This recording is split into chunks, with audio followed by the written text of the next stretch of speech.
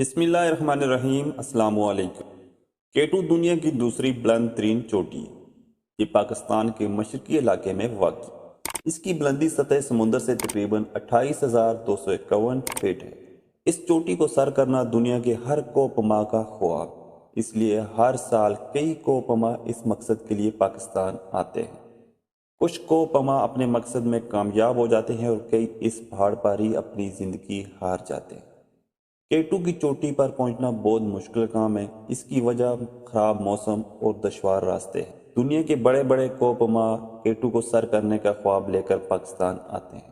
یہ لوگ گرمیوں میں اس کو سر کرنے کی کوشش کرتے ہیں کیونکہ سردیوں میں اس کو سر کرنا بہت مشکل ہے۔ موسم گرما کے باوجود بھی یہاں پر تقریباً ہر 4 کوپما میں سے ایک کوپما اپنی زندگی کی بازی ہار جاتا ہے۔ یہاں پر موت کی شرح بہت زیادہ ہے۔ کیٹو پر مرنے والوں کی لاشوں کو نیچے تو نہیں لایا جا سکتا کیونکہ ان کو نیچے لانا بہت مشکل ہے۔ اس لیے کیٹو کے سامنے ایک سٹیل کی پلیٹ پر ان لوگوں کے نام لکھ کر لٹکا دیے جاتے ہیں۔ ان لوگوں کو گوسٹ آف کیٹو بھی کہا جاتا ہے۔ اسی طرح کا ایک واقعہ 2008 میں پیش آیا۔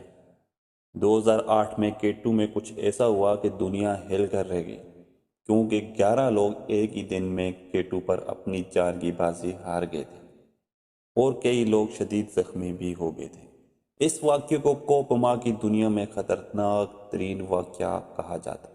جولائی 2008 کے آخری ہفتے میں دنیا سے آئی ہوئی 6 ٹیمیں کیٹو کی بیس کیمپ میں اکٹھی ہوئی۔ ان سب کا ایک ہی خواب تھا، کیٹو کی چوٹی کو سر کرنا۔ یہ ٹوٹل 30 لوگ تھے۔ ان لوگوں نے فیصلہ کیا کہ الگ الگ جانے سے بہتر ہے کہ سب لوگ ایک ٹیم بن کر کیٹو کو سر کیا جائے۔ 31 جولائی کو یہ لوگ اکٹھے ہوئے اور یہ فیصلہ ہوا کہ کورین ٹیم اس کی فکس روبن لگائے گی۔ یہ وہ فاصلی رسیاں ہوتی ہیں جن کی مدد سے کوپما چوٹی کو سر کرتے ہیں۔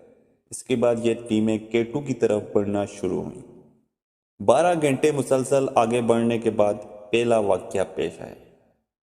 ہوا کچھ یوں کہ ایک کوپما اپنی رسی چھوڑ کر دوسرے کوپما سے آگے نکلنے کی کوشش کر رہا تھا کہ اسی دوران اس کا پاؤں سلپ کر گیا اور وہ اپنی زندگی کی بازی ہار گیا۔ اس کوپما کو ایک پاکستانی پوٹر نے بچانے کی کوشش کی، بدقسمتی سے یہ بھی اپنا توازن برقرار نہ رکھ سکا اور اپنی زندگی کی بازی ہار گیا۔ اس مقام پر کئی کوپماؤں نے واپسی کا فیصلہ کیا، جن میں ایک عورت بھی تھی۔ اس کا تعلق ناروے سے تھا۔ یہ اپنے شوہر کے ساتھ کیٹو سر کرنے آئی تھی۔ یہ ایک ماہر اور بڑی کوپما تھی۔ ان کی شادی کو بھی 1 مہینہ ہی ہوا تھا کہ یہ کیٹو سر کرنے کے لیے پاکستان آئے تھے۔ اس کا شوہر اس وقت کیٹو کے ایسے سے گزر رہا تھا جہاں پر برف کے بڑے بڑے پہاڑ موجود تھے۔ یہ پہاڑ کسی بھی وقت گر کر کسی کی بھی جان لے سکتے۔ یہ کیٹو کا خطرناک ترین جگہوں میں سے ایک تھی۔ اسی دوران ایک برف کا پہاڑ گرا اور اس کے شوہر کی جان لے گیا۔ یہ تھوڑی دوری پر کھڑی اپنے شوہر کو موت کی وادی میں جاتا ہوا دیکھ رہی تھی، لیکن ایسے موقع پر کوئی بھی کچھ نہیں کر سکتا تھا، اس لیے کہ اس سے پہلے بھی ایک بندہ ایک کی جان بچانے کے چکر میں اپنی جان گنوا چکا تھا۔ کیٹو کے اتنا قریب آ کر یہ لوگ واپسی کا تو سوچ بھی نہیں سکتے تھے، لیکن بہت سارے لوگ اپنی زندگی کی بازی ہار چکے تھے۔ لیکن پھر بھی اس عورت نے واپسی کا فیصلہ کیا اور دوسرے لوگوں نے اپنا سفر جاری رکھا۔ کچھ ہی دیر کے بعد ان کا لیڈر شام کے 5 بجے چوٹی کے اوپر پہنچ گیا۔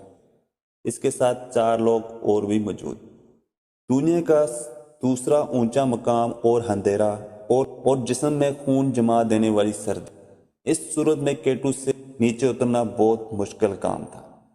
جب انہوں نے نیچے اترنا شروع کیا تو ان کو نیچے کچھ ٹارچ نظر۔ یہ ٹارچ جن کے پاس تھی وہ کورین کوپما تھی۔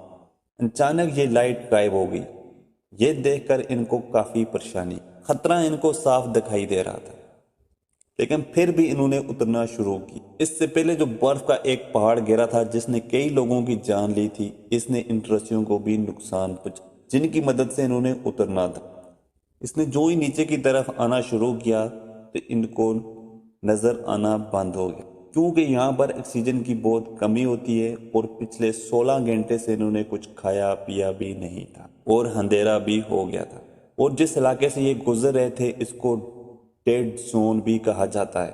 اور بعض اوقات یہاں پر انسان اپنا ہوش و حواس بھی کھو بیٹھتا ہے، کیونکہ یہاں پر آکسیجن نہ ہونے کے برابر ہوتی ہے، اور جن رسیوں کی مدد سے انہوں نے اترنا تھا وہ بھی مکمل طور پر تباہ ہو چکی تھی۔ بغیر رسی سے یہاں سے نیچے اترنا بہت مشکل تھا۔ یہ ابھی جان چکے تھے کہ ان کی موت K2 پر ہی ہوگی، کیونکہ یہاں سے بچ کر نیچے جانا بہت مشکل ہے، لیکن پھر بھی انہوں نے کچھ دیر آرام کیا اور آخری کوشش شروع کی، اور اس لیے بھی یہ تھوڑا سا حوصلہ ہار گئے تھے کیونکہ ان کے سامنے کئی لوگوں نے اپنی جان کی بازی ہار چکے تھے۔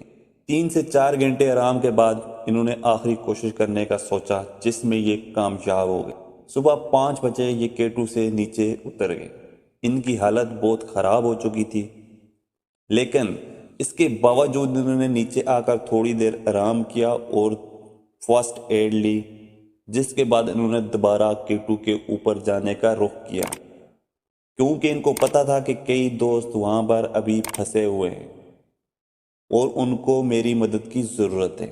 اور یہ اوپر کی طرف گیا، وہاں پر کئی لوگوں کی جان بچائی اور ان کو نیچے لے کر آئے۔